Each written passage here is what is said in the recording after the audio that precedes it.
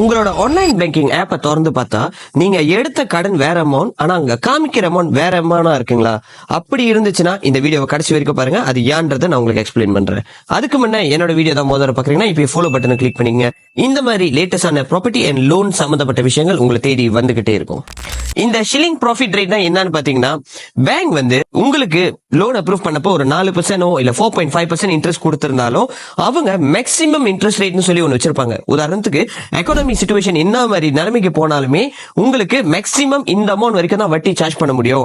OPR எவ்வளவு ஏறினாலும் but இவ்வளவுதான் charge பண்ண முடியும். இது வந்து பாத்தீங்கன்னா 10% இருக்கு, 11% இருக்கு, 12 கூட இருக்கு, டிபெண்டிங் ஆன் த பேங்க்.